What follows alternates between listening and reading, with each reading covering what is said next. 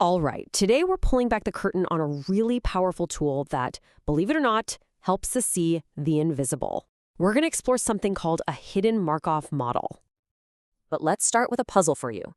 Could you predict a whole hidden world, something you can't see at all, using just one single clue? It sounds like something out of a detective novel, but it's a type of puzzle our brains and our tech are solving all the time. Okay, to really get this, let's use a super simple example. Just imagine there are two worlds, right? The hidden world, the one you can't see, is the actual weather outside. Is it sunny or is it rainy? And then there's the visible world, which is just one simple fact. Does your friend have an umbrella or not? So here's the setup. You see your friend walk in, and they're carrying an umbrella. That's it. That is the only clue you get. And from that one little piece of information, you have to make a smart guess about a totally hidden world, the weather. I mean, how would you even start? Well, the secret to solving this puzzle, it all comes down to this one core idea. A hidden Markov model, or HMM for short, is designed for exactly this kind of situation. It helps us model the hidden things, we're going to call those hidden states, that cause the visible clues or outputs that we can actually see. So let's get a little more specific. An HMM is what's called a probabilistic model. Now, that's just a fancy way of saying it thinks in terms of chances and likelihoods. Its entire job is to help us make an educated guess about a series of hidden events based only on a series of things we can actually observe. It's all about connecting the dots between what we see and what we don't. And, the best part is, this incredibly powerful tool is really just built on three simple ideas. That's it. And when we put these three things together, they give us a way to peek into the unknown.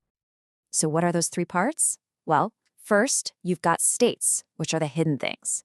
Then you have observations, which are the clues we can see. And finally, probabilities. This is the mathematical glue that holds the whole thing together. Okay, first up, states. Just think of these as the secret reality we're trying to figure out, the stuff you can't see directly. In our little weather puzzle, the hidden states are super simple. It's either rainy or it's sunny. Next up, we have the observations. These are the clues. They're the evidence that those hidden states produce. In our puzzle, the observations are seeing our friend with an umbrella or with no umbrella. Simple as that. All right, so we've got our hidden states and our visible observations. But the real magic, the engine that makes the HMM actually work, is that final piece, the probabilities that connect the two. Now, this slide is really the key to the whole thing, because it breaks down the three types of probability our model needs. So look at that first row, transition probability. This basically just asks, what's the chance of the weather changing? So if today is sunny, what's the likelihood that tomorrow will be rainy? Then check out the second row, omission probability.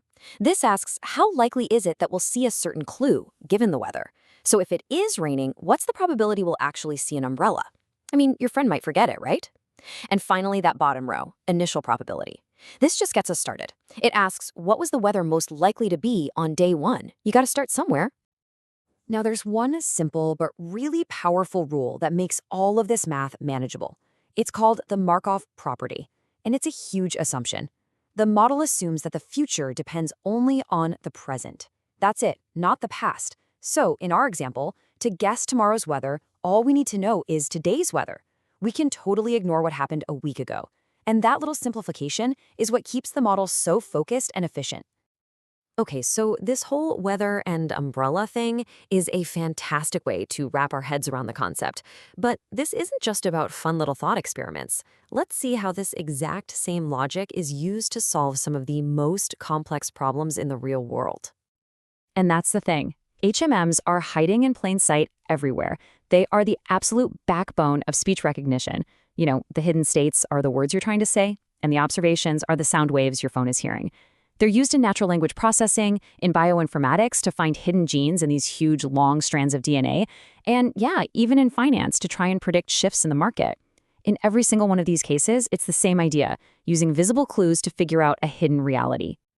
So when you boil it all down, the HMM gives us this amazing framework for thinking about the world. It's a way to connect the evidence we can see to the causes we can't, all using the power of probability.